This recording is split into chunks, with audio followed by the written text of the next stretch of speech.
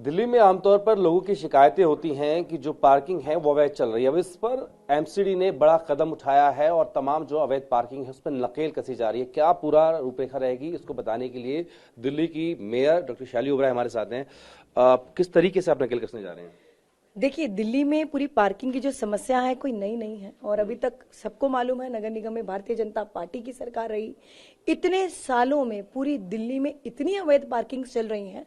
जब से हमारी सरकार नगर निगम में आई है, अलग अलग दिल्ली के कोने से मार्केट एसोसिएशन वालों ने हमें अप्रोच किया, दिल्ली की जनता ने अलग ग्रुप्स में आकर रेजिडेंट्स ने हमें अप्रोच किया, नागरिकों ने अप्रोच किया कि बहुत सारे ऐसे इलाके हैं जहां पर एक पार्किंग माफिया चल रहा है और अवैध तरीके से पार्किंग चल रही है, जहां पे गुंडागर्दी भी होती है, जहां पर अवैध तरीके से वसूली करते हैं, ज्यादा पार्किंग चार्ज लेते हैं, गाड़ी का 500 रुपए तक चार्ज लिया जाता है, स्कूटर का लिया जाता है।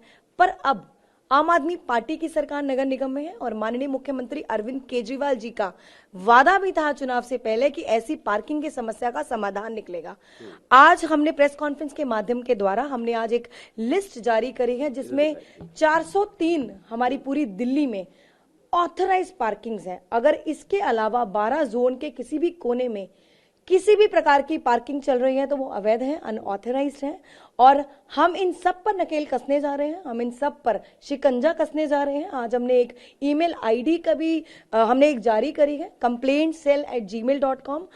किसी भी दिल्ली की जनता को अगर ऐसी अवैध पार्किंग की इंफॉर्मेशन मिलती है तो इस ईमेल आईडी के माध्यम से हमें उसकी सूचना दे सकते हैं और आश्वासन देती हूं मैं दिल्ली की जनता को, ऐसी अवैध पार्किंग्स पर हम जल्द से जल्द एक्शन लेंगे और शिकंजा कसेंगे। आपके मुताबिक 403 के आसपास जो है वो वैध पार्किंग है, बाकी अवैध है, यानी कि इससे वैध से कई गुना 10-20 गुना ज्यादा जो अवैध है। लेकिन विकल्प क्या है? आप उसे बंद कर देंगे, जो लोग अभी पार्किंग का इस्तेमाल कर रहे हैं उनके लिए क्या विकल्प रहेगा? आगे उनके सामने एक विकट समस्या पैदा हो जाएगी पार्किंग के लिए। देखिए, ऐसी ऐसी कंप्लेंट्स हैं जो मैं शायद मीडिया के माध्यम से ना बता पाऊं। ऐसी ऐसी कंप्लेंट्स सोसाइटी के अंदर भी पार्किंग चल रही हैं, बड़े बड़े कितने एकड़ में सोसाइटी वाले मेरे पास आए, आरडब्ल्यूएस वाले आए कि ऐसी इलीगल पार्किंग है जहां पे गुंडागर्दी होती है, जहां पे हर प्रकार की गलत जो एक्टिविटीज की जाती हैं। तो मुझे लगता है उन सबको बंद करके हम क्यों ना लीगल और ऑथराइज तरीके से नई पार्किंग्स बनाए। आपने देखा होगा अभी एमसीसी लगने से पहले हमने स्टैक पार्किंग का उद्घाटन किया। हम ऐसी मल्टी लेवल पार्किंग बनाएंगे जो सिर्फ और सिर्फ जिसका रेवेन्यू भी है जो एमसीडी को मिलेगा और साथ ही दिल्ली की जनता की समस्या है उसका समाधान निकलेगा, यातायात की समस्या नहीं होगी। और आपको मालूम है हमने अभी कुछ महीने पहले हमने एक हाउस में एक प्रस्ताव पास किया था कि आने वाली तमाम दिल्ली की पार्किंग्स फास्टैग जैसे उनका जो एक चिप लगी होगी जिसमें जब एंटर करेगी गाड़ी और जब एग्जिट करेगी तो अपने आप जो चार्जेस हैं कट जाएंगे। तो कहीं ना कहीं ये करप्शन को भी खत्म करेंगे। वो जो शिकायत होती थी कि ओवरचार्ज कर दिया, जी कहीं ना कहीं करप्शन को ओवरचार्ज कर लिया, जो वह तरीके से वसूली कर ली, उस पर भी लगाम कसी जाएगी। तो आने वाले समय में आप देखिएगा चीजें इतनी खराब है। पिछले 15 साल में भारतीय जनता पार्टी ने राज किया, पर किसी भी नेता ने, बेशक वो उनका लीडर ऑफ द हाउस हो, मेयर हो, किसी ने इस मुद्दे को नहीं उठाया। क्यों नहीं उठाया ये आप भी जानते हैं और हम भी जानते हैं। हम ऐसी पार्किंग्स पर शिकंजा कस के हम एमसीडी के रेवेन्यू को भी बढ़ाना चाहते हैं और दिल्ली की जनता का भी समस्या का समाधान करना चाहते हैं। एक आपने बताया विकल्प के तौर पे होगा नई पार्किंग बनाई जाएगी, लेकिन जो अभी चल रही हैं क्या उनको भी कुछ लॉज लगा के, उनके नियम बना के उनको भी रेगुलाइज किया जा सकता है?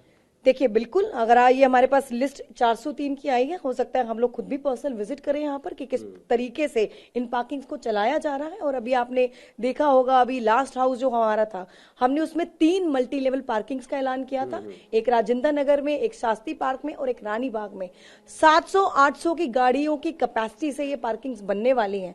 हम इन सभी पर भी शिकंजा कसने वाले हैं और अगर यहाँ पर भी कुछ इलीगलिटी हमें दिखेगी, अगर कुछ भी इलीगल तरीके से होगा तो हम इन पर भी शिकंजा कसने वाले। कोई टाइम फ्रेम रखा गया इसके लिए? देखिए, अभी तो चुनाव का माहौल है, अभी कोड ऑफ कंडक्ट लगा हुआ है, हम इस पर पूरा स्टडी करने वाले हैं और जैसे ही कोड ऑफ कंडक्ट और चुनाव कंप्लीट हो जाएंगे, चुनाव के बाद हो सकता है हम इन पर भी शिकंजा कसें। अभी संक्षेप में जानना चाहूंगा, जो रेहड़ी पटरी वालों की सर्वे की बात की गई थी उसको लेकर आप क्या करने वाले हैं? देखिए, माननीय मुख्यमंत्री अरविंद केजरीवाल जी ने अभी 3-4 दिन पहले ही ऐलान किया कि जितने भी हमारे ये गरीब भाई बहन हैं जो अपने परिवार के पालन पोषण के लिए मजबूरी में रेडी लगा के रोजी रोटी कमा रहे हैं, तो उनका भी ध्यान हमें रखना है। और रेहड़ी पटरी की समस्या भी आज पूरी दिल्ली में है, एनक्रोचमेंट कितनी ज्यादा बढ़ चुकी है ये आपको भी मालूम है। और हम चाहते हैं इन गरीब लोगों का भी नुकसान ना हो और दिल्ली की जनता को जो ट्रैफिक प्रभावित होता है वो भी ना हो, एनक्रोचमेंट की दिक्कत भी ना हो। तो एक बहुत बड़ा ऐलान किया गया है कि पूरी दिल्ली में सर्वे किया जाएगा और मैं आपको आज इस मीडिया के माध्यम से बताना चाहती हूं इस सर्वे की शुरुआत हो चुकी है। 3 एजेंसीज को हायर किया गया है और जल्द ही हम इनको टाउन वेंडिंग कमेटी बनाएंगे, चुनाव होंगे, वेंडिंग जोन अलॉट किए जाएंगे।